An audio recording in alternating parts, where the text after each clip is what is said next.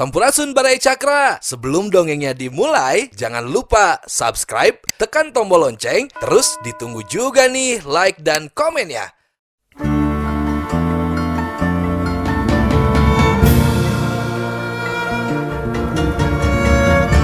Baraya Cakra, parantos waktosna 80,5 FM Radio Cakra, midangkeun dongeng Sunda Dora-Dori.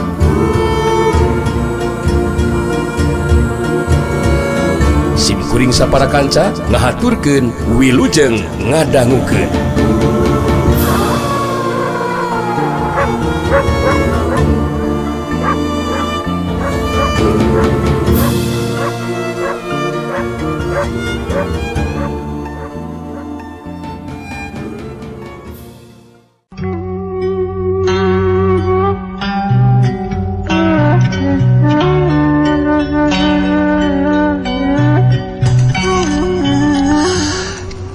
Kumbara akhirnya nangtukeun sikapna pikeun ngagunakeun kekuatan ilmu Brajawisesa.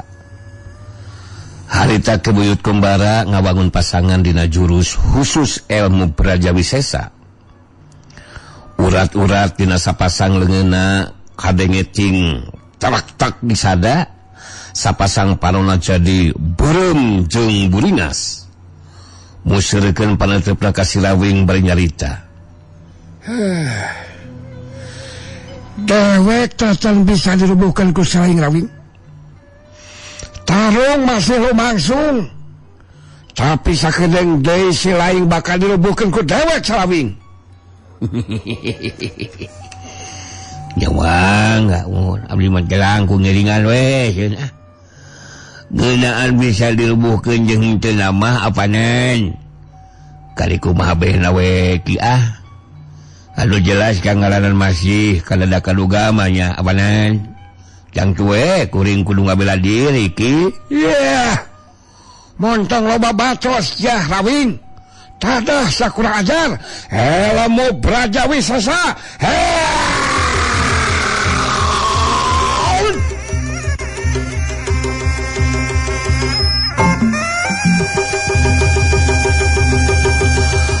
Lewat sulung Kibuyut Kumbara maju narajang. Angin samaran panarajangna nebak kuat karena badan lawan.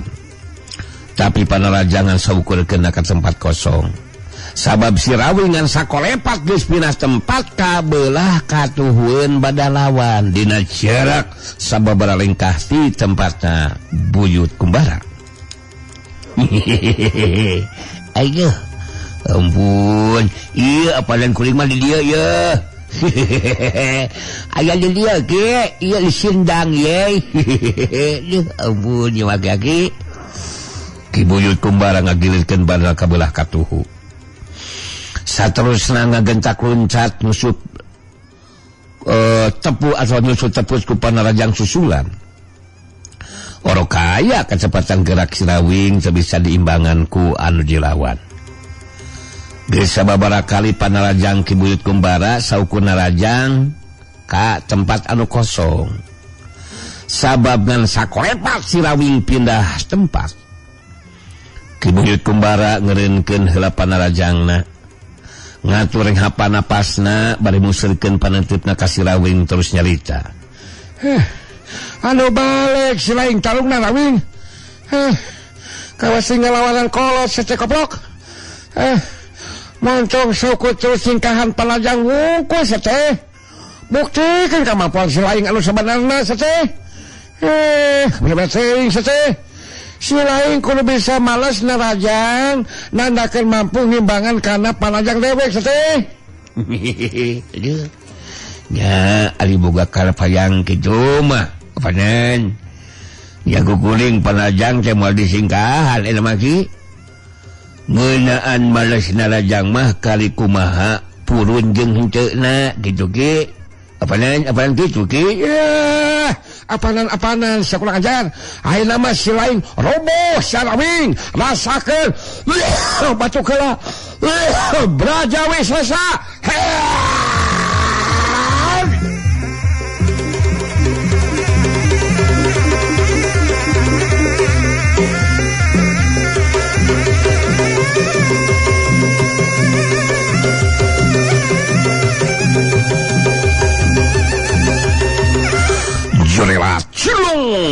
Kibuyut Kumbara maju dina Rajang ngagunakeun kakuatan tanaga lapisan sapinuna. Angin samaran panarajangna naba kuat kana badan lawan Si Rawing teu nyinggahan panarajang lawan, harita ngapenung panarajangna ku sapasang leungeunna.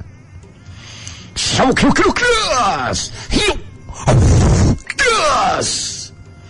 Gese waktu sababara detik tisanggeus ngapenung panarajang lawan. Dina kecepatan gerak anu teu katuturkeun ku kasegetan panolawan, harita si Rawing ngalakukeun pepretan arah moleungeun katuhuna kana dada lawan. Sat, hiup kepret jebret dadah anjing. Batuk beneran.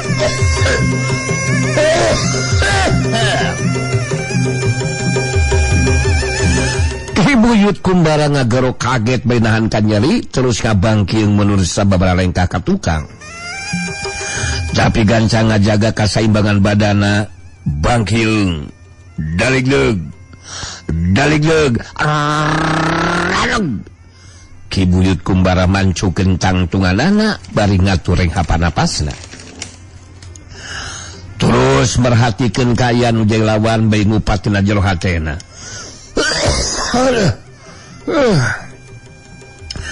Saukur kepretan ramolengan kana dada. Tapi masih kena karasanya nyeri ka aing. Anu kaget jeung cekah hati ku aing mah sapasang legan si Rawing bete sakara-kara si jangkar kehede ye. Padahal sakudu lama sepasang lengan maret calopasan tina badana.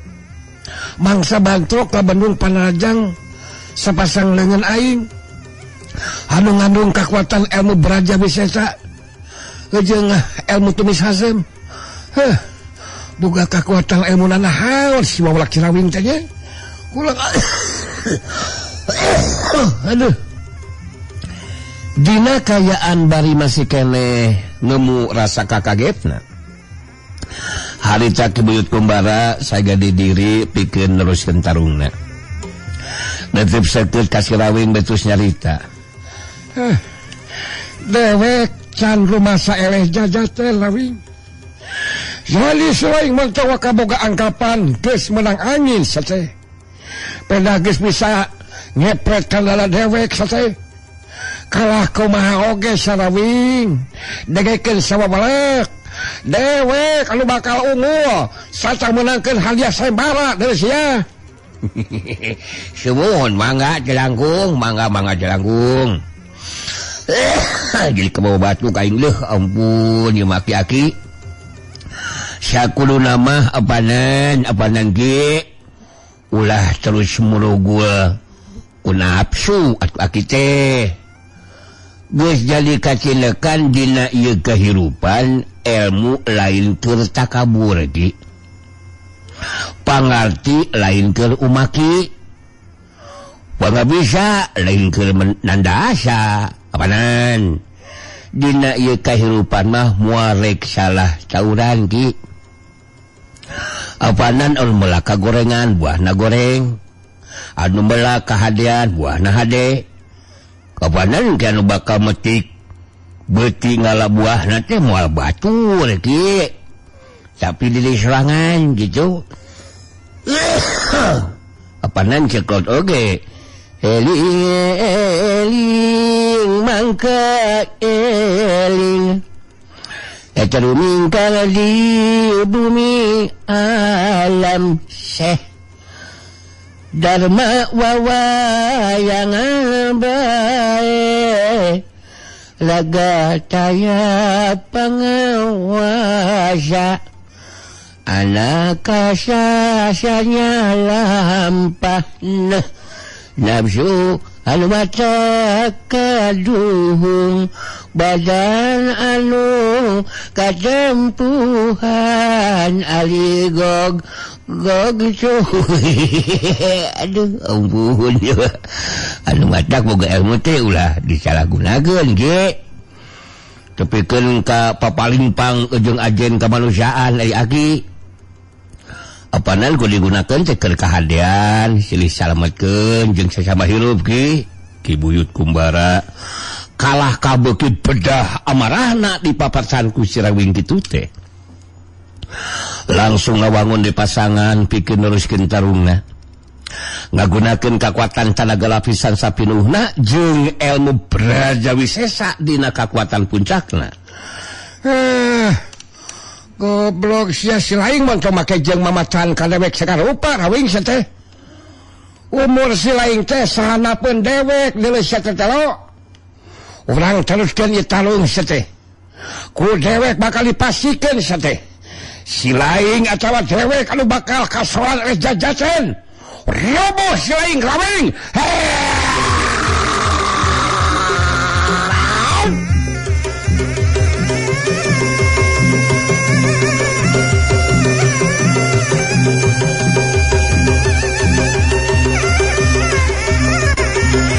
Jorela culung ki buyut kumbara maju narajang. Si Rawing masih dina kayaan nangtung cengawangun pasangan. Waktu panarajang lawan datang pikeun anu kadua kalina dibendung dewe ku sapasang leungeun si Rawing. Sok hiuk. Gese waktu sababaraha leutik ti sanggeusna ngabendung panarajang lawan dina kecepatan gerak anu teu bisa diimbangan ku dilawan. Harita ramoleungeun ka si Rawing. 2 kali ngepret karena dada lawan sat hiuk kepret jebret wah edan anjing aduh goblok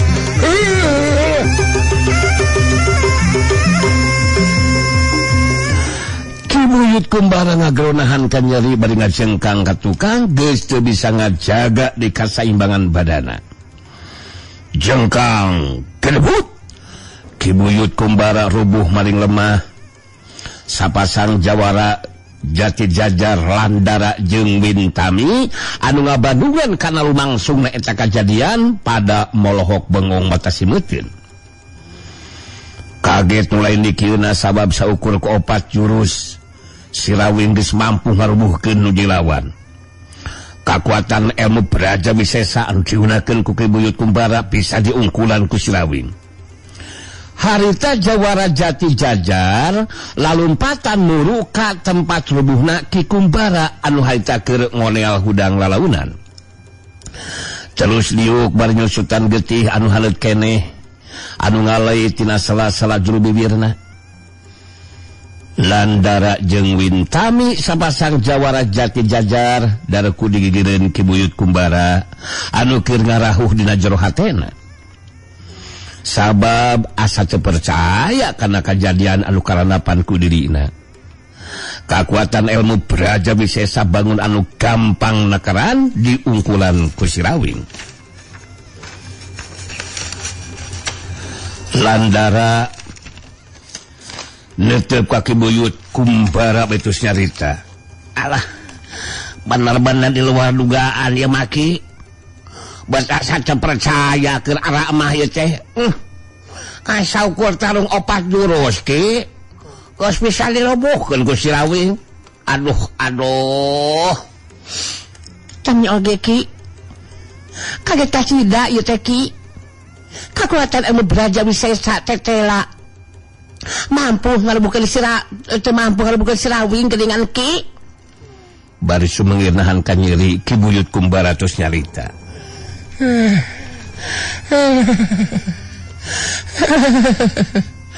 Dewek serangan ge ngarasa kaget ara Tami euy. Asa teu percaya dewek bisa dirubuhkeun ku si babengok si Rawing tah. Tapi ieu mangrupa kenyataan anu teu bisa dibantah Tami ara. Dewek kudu narima kana ieu kenyataan euy. Dewek benar-benar bisa ngukur karena kehebatan kekuatan ilmu si Rawing ara. Anu jelas dewek jeung si Laing duaan memang kudu bisa narima karena kenyataan nu di luar dugaan euy. Bantuan dewek alah gondeng kuduaan ara Tami dewek hayang nyalung hayang nangtung terus nyampelkeun ka Silawing ala tami alah Kibuyut kumbara digoleng kenca katuhuku Landara jeung Wintami harita terus cengkat nantung. Geus kitu ngalengkah maju ka hareupeun Silawing anu masih keneh ngajanteng nangtung. Sangeusna deukeut Kibuyut kumbara jeung robah sikep jeung caitanana leungit tagaranganana. Rawing Dewek kudu ngaku secara jujur Dewek rumah saya jajaten katitih pangarti ku ilaing Hampura karena kesalahan dewek Rawing anu boga karep hayang binasa ka ilaing dewek rumah sageus ngalakukeun lampah anu salah Rawing hampura ulah kurang ngampura ka dewek Landara jeung Wintami sapasang jawara jati jajar harita sarua pada ngaku kana kasalahanana sarta rumasa geus eleh jajaten katiti pangarti ku Silawing. Bari ngabagikeun paneutepna ka 3 urang jalema nu aya di hareupeunana harita Silawing terus nyalita. Adi ngeunaan silih hampura mah abanan. Memang geus sakuduna jeung sasama mah pada ngalubarkeun hate masing-masing. Geunaan kajadian lubangsung abanan geus sakuduna jadi panggeuingkeun urang sadaya. Anu ngajak dina nyorang kahirupan anu saterusna anjeun celuan geus kudu bisa ngarobah lampah anu salah. Awanan anu bakal ngahukum jeung ngaganjar sarta ngahakiman mah lintang ti amal perbuatan diri sorangan seleh. Hamo aya kanyataan anu ngaleuwihan tina perbuatan. Walagri bibit saati waluya kedah ku ucap punahna kulaku diri. Awanan ku sakitu ge bisa kaharti ku ajeun celuan nerteu.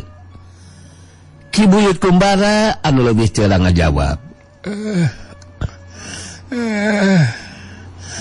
Alah caritaan ilaing kaharti jeung katalima ku dewek celuan Rawing Ti samadayana kaharep mah dewek celuan bakal ngarobah lampah anu salah Rawing. Sakali deui hampura bari sakalian rek terus pamitan we pikeun mulang Rawing. Geus kitu mah harita bari digoleng kenca katuhu ku Landara jeung Wintami harita celuanana terus ninggalkeun eta patempatan. Urang tinggalkeun heula kaayaan di babakan paning ceriman baraya. Caturkeun harita di tempat sejen. Makrungkir si Ratu Sihir jeung Kirantis putri iblis marakayan harita eta guru jeung murid teh araya di jero imah. Marungkir anu harita keur cumarita.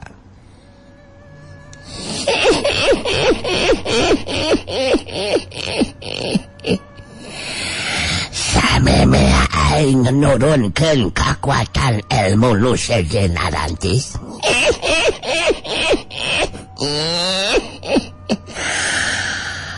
Maneh leuwih heula kudu terus ngalatih. Tapikeun ka cangkem dua ilmu ti aing teh. Nyata ilmu panggendam jiwa jeung ilmu salin cirim Antis.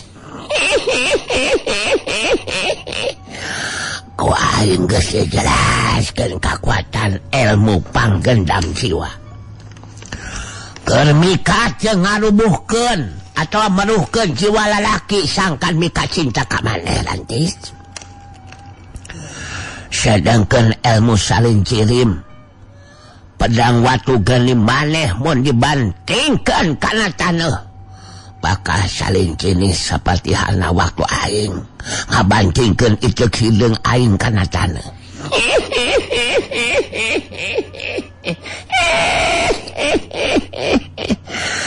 Jadi eta dua ilmu teh kudu terus dilatih ku maneh Rantis. Margas bisa kacangkam kakareku aing bakal diturunkeun kakuatan ilmu Jaya Wikrama jeung kakuatan ilmu puncakna nyaeta ilmu Mandah Rumiang. Kumaha kahati kumaneh Rantis? Kahati mah guru, Rantis bakal terus dilatih. Bakal terus dilatihan eta ilmu panggendam jiwa jeung saling cirim.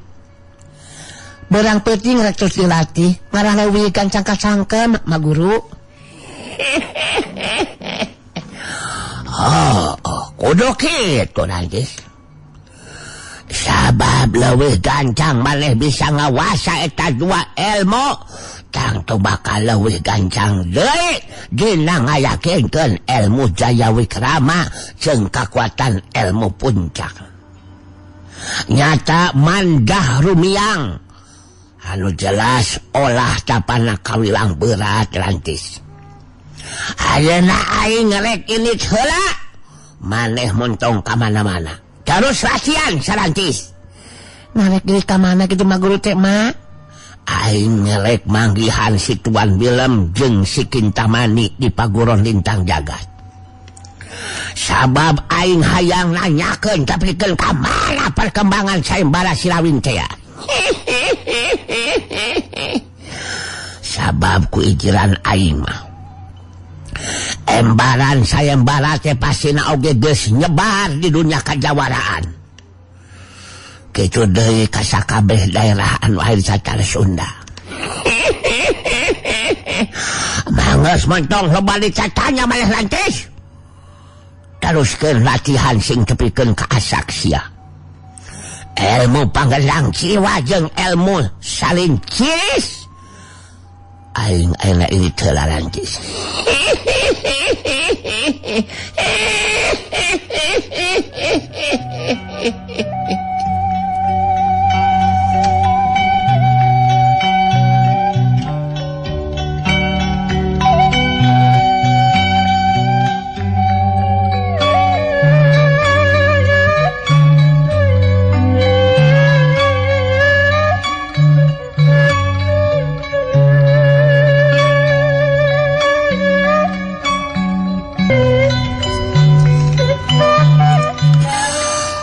Marungkir si Ratu Sihir geus kitu mah terus ini rek nepungan ka Tuan Willem jeung Nyai Kintamani hayang nanyakeun ngeunaan tepikeun perkembanganna sayembara teh. Kadatangan Marungkir langsung dibagiakeun ke Tuan Willem jeung Nyai Kintamani. Khusus pikeun Marungkir atawa Sugarba mah Tuan Willem jeung Nyai Kintamani mah teu dariuk dihandap. Tapi diuk dina kursi nanakeun sajajar. Marungkir anu leuwih ceula nyarita. Aing ayeuna datang ka dieu teh memang ngahaja Tuan. Kintamani. Maksud kedatangan aing nyaeta hayang nanyakeun geus tepikeun ka mana perkembanganana. Mangsa sayembara atawa ngayembarakeun Sirawing teh. Eta anu hayang ditanyakeun ku aing teh. Tuan Willem ngaret ka Nyai Kintamani, nu diresuti terus nyarita. Jadi maksud dan tujuan Marungkir sekarang datang kemari yang bertanya sudah sejauh mana perkembangan sayembara Sirawing. Begitu Tuan? Oh. Wow. Aik mengerti dengan apa yang kamu orang tanyakan Marungkir. Aik tentu saja laporan dari Telik Sandi dan pihak kita orang sudah ada yang kasih laporan sama Aik tentang perkembangan sayembara. Nyai Kintamani nyambungkeun sakaligus ngajelaskeun caritaan si Tuan Willem ka Marungkir. Jadi perkembangan memang geus aya ngeunaan sabaraha teh kitu Marungkir. Malah Tuan Willem geus menang laporan ke Celik Sandi nu aya di pihak urang Marungkir. Beja imaran teh geus nyebar di dunia kajawaraan, malah jago-jago kolot anu geus tinggalkeun dunia kajawaraan ge teu saeutik loba anu kacarik hayang menangkeun hadiah sembara. Geus aya sababaraha urang jago kolot anu ngahajat turun gunung, saterusna datang ka tempat cicingna si Rawing anu aya di babakan Pading Triman. Tetela si Rawing teh geus lila pindah ninggalkeun kampung kahuripan Marungkir. Tapi tuk tepikeun ka ayeuna memang jago-jago kolot anu talurun gunung teh tacan aya anu mampu pikeun ngukuran acen pangatas Rawing. Kitu tah Marungkir.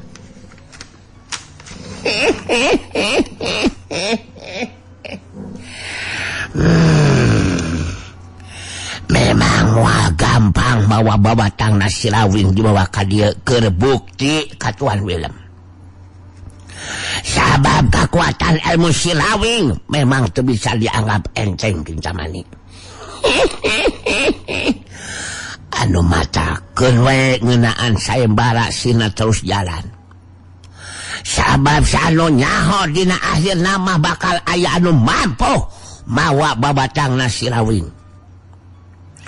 Terus kumaha ngeunaan balisan Willem Kintamani di Jaya teh? Ngeunaan barisan Willem Kintamani di Jaya Marungkir masih terus nyusun kekuatan barisan. Malah opat urang jago kepercayaan Tuan Willem nya Daeng Silaba si Balik Sakti jeung anu sejenna Sina Arindit bareng ngadatangan ka pupu-pupu lembur anu geus kacatet dina atawa jadi anggota barisan Warakas Jaya gitu. Masih tetep satia terobah sikeut pamadeganana hartina aya di pihak urang. Tapi di antarana aya oge anu hayang ngabebaskeun diri tina pangaruh jeung kakawasan pihak urang. Pikeun pupu lembur anu sikep pamadeganana geus robah ku opat urang jago kapercayaan geus diberi ampun terus dibinasakeun. Saterusna digantikeun ku warga eta lembur anu geus nganyatakeun diri bakal bela satia tuluy patuh ka pihak urang. Nyai Kintamani terus kajelaskeun ka Tuan Willem anu geus dicaritakeun ka Marungkir, bari neuteup ka Marungkir. Tuan Willem terus nyarita. Wow, takwal kelecis. Memang betul apa yang sudah Kintamani jelaskan tadi Marungkir. Bukan hanya itu saja. Akan tetapi Kintamani juga sudah turun tangan sendiri. Secara langsung juga harus menyusun kekuatan barisan. Dan tentu saja sudah ada hasilnya. Coba jelaskan Nyai, please. Apa yang sudah Nyai lakukan, Baik Tuan. Jadi Marungkir ngeunaan nyusun di kekuatan barisan Willem Kintamani di Jaya kuring ge langsung turun tangan solangar Marungkir. Upaya anu dilakukeun teh tetela aya hasilna sabab aya 10 urang jago kitu jawara anu kacari ku caritaan kuring. Saterusna ngagabungkeun diri gitu. Di antarana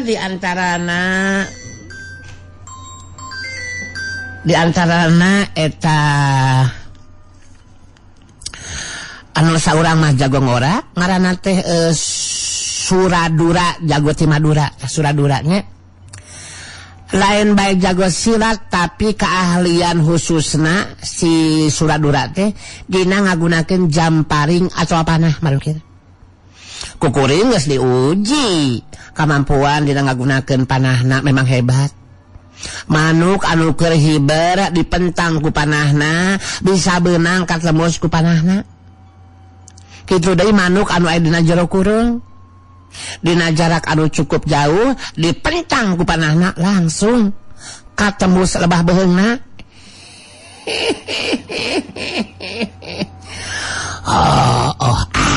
Halus mun eta si Suradura jago Madura.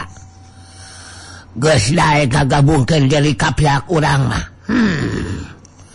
Terus nu saurang deui saha kintamani?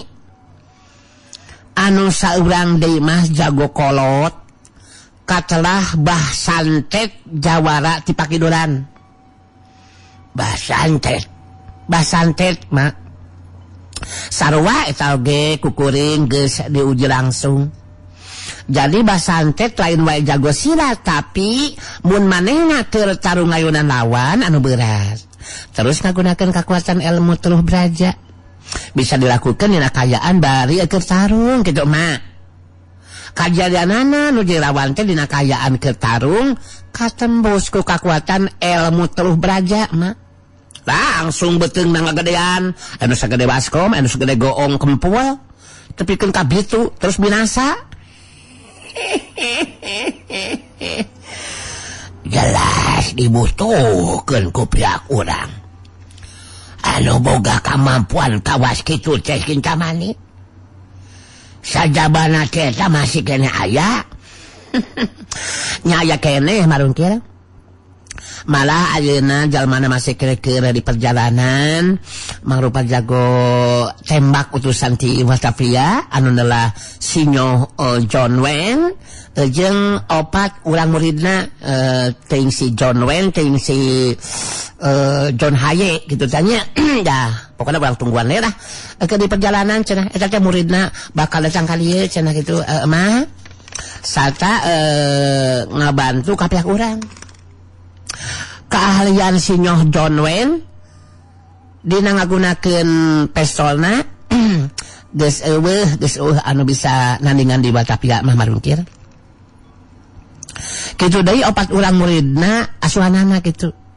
Anu jelas Sinyo John Wayne bisa nembak sasaran bari peureum. Tapi keuna kana sasaran nyaga bari peureum. Entong boroning sasaran tembak anu katingali ngajentul mah. Kuku ramo leungeun ge bisa disabat ku pelor pistolna. Tak kitu mah. Beuki nambahan mun kitu mah kakuatan barisan bilem kintamani teh nya. Aing suka jeung sugema ngadegena ge kintamani. Ngasok salajan kakuatan di pihak urang geus cukup kuat. Nyusun kekuatan barisan mah kudu terus dilakukan. Sing tepikeun ka bener-bener jadi kekuatan anu bakal mampu ngaturkeun kekuatan barisan Dalmayuda. Nu dipimpin ku Sinang Bule tah si goblok teh tah.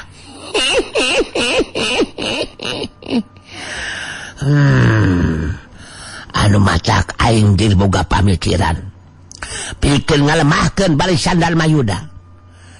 Dewe kudu ngajakan si Sugarba pikeun babarengan ngabinasakeun Sinang Bule. Sabab